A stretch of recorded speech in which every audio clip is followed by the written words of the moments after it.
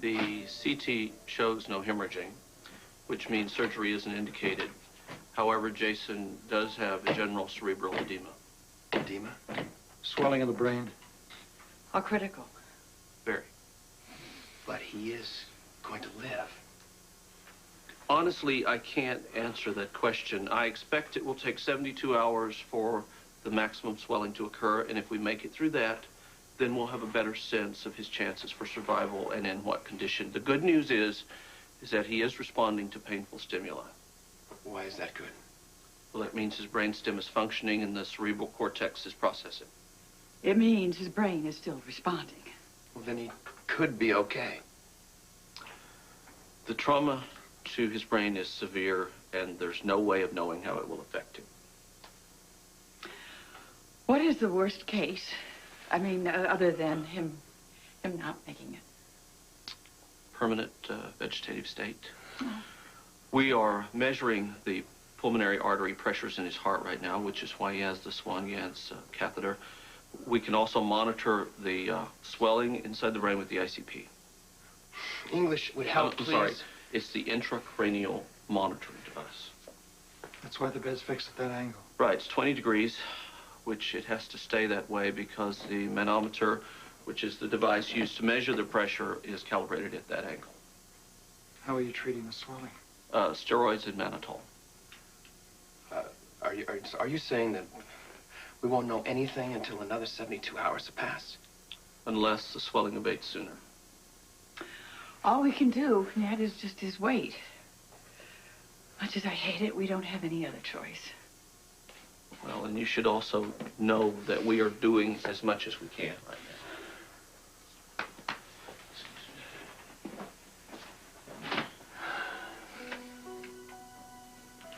I'm sorry.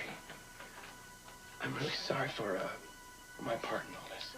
We know that. Ned, come on, don't blame yourself. It was a horrible accident. Oh, gosh. AJ. He is not going to take this well when he finds out. If he ever shows up. Well, I think I can help you there. I'll go back to the house and see what I can find out.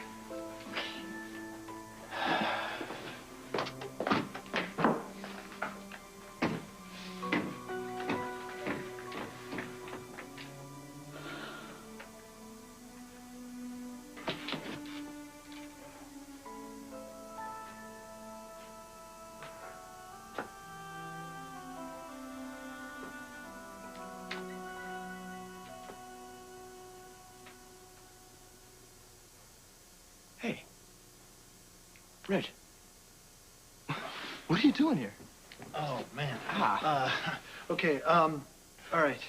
I'm gonna go make some coffee. You, suggest you go upstairs and take a nice long hot shower and then find something to wear in Mr. Ashton's closet and then come right back down. Why? I'm getting out of here. No. Actually, you're not, okay? Wait, let me go. I can't. See, I have explicit instructions that you're to go nowhere until I get further word. Instructions from who? What the hell are you talking about?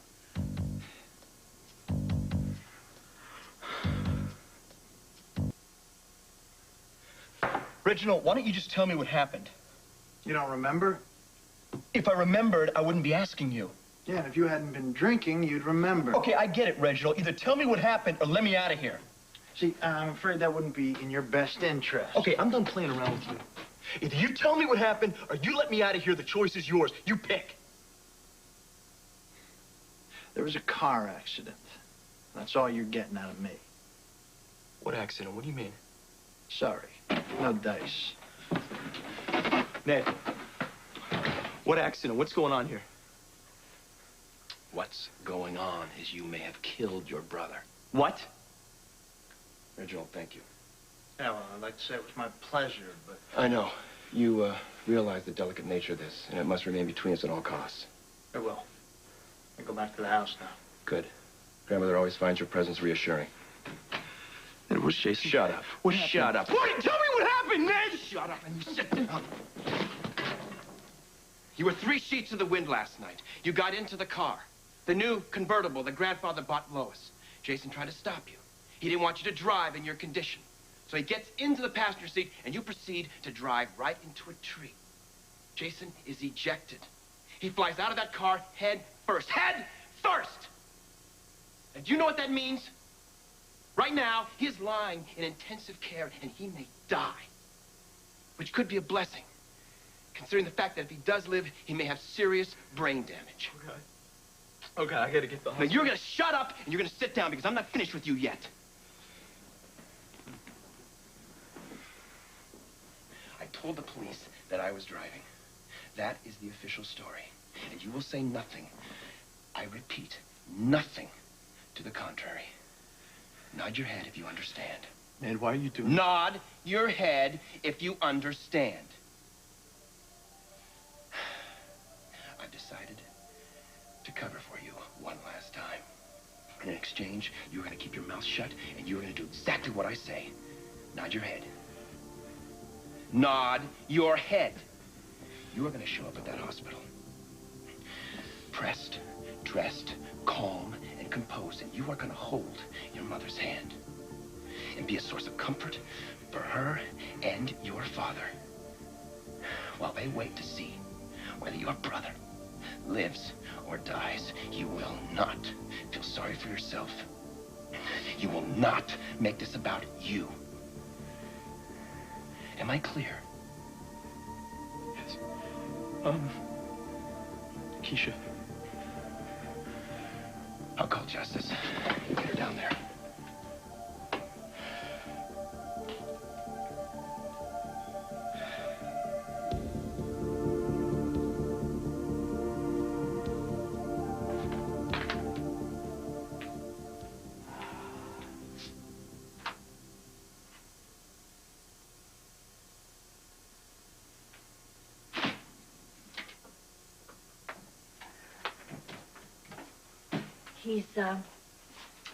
Well, he's holding his own. You can go sit with him for a few minutes if you want. Oh, I'd like that. Thank you. I got out of surgery so that I could stay here with him, if you don't mind. I don't mind.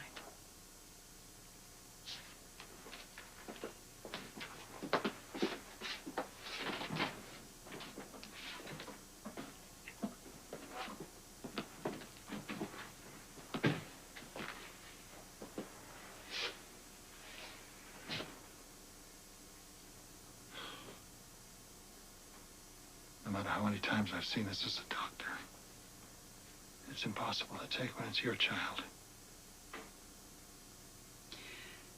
Do you remember when I said I would never allow him in my house?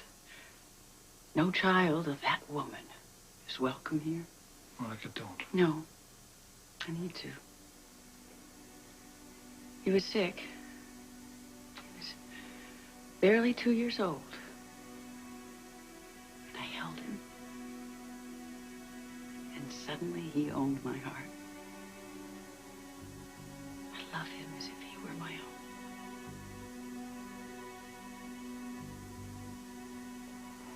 He's yours as much as if you carried him yourself. Please, God, don't let him die.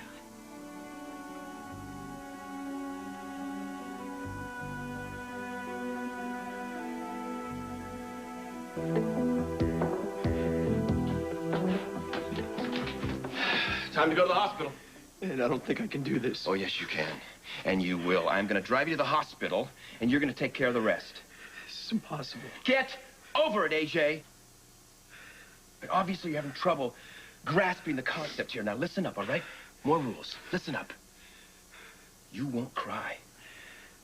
You won't blurt out to everyone how sorry you are for yet another screw-up in your life. You won't ease your conscience by burdening Alan and Monica with the truth. They will never have to deal with what you've done, ever. It just doesn't seem right. I know what I'm doing. And most important of all, you will never, ever take another drink. You follow the rules, and I'll take care of the legal mess. Unfortunately, that's the only thing I can do. The rest is up to fate. Am I gonna have to make you sign a contract in blood to get you to agree? No, I'll do whatever you ask me to. Stop crying.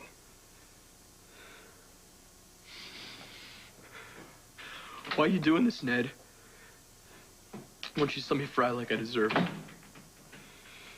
You're right. You do deserve to fry. I'm doing it for Jason, who's always stood up for you, no matter how useless you are. With your personal history with DWIs, you'll be in prison for a very long time, and Jason wouldn't like that. I'm also doing it for Monica, who may already lose one son, and I don't think she deserves to lose another one to prison. And I'm also doing it to protect the family name, which still means something to me, but obviously it doesn't mean anything to you. I appreciate this. Don't bother.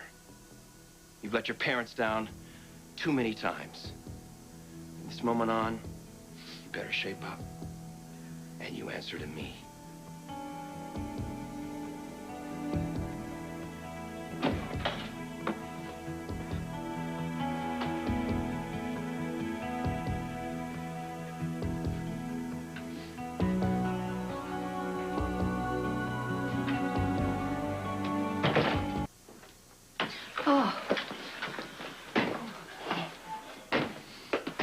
Are you all right?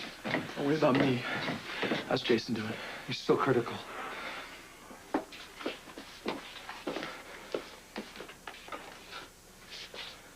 AJ? This is a nightmare. This is the worst nightmare of my life.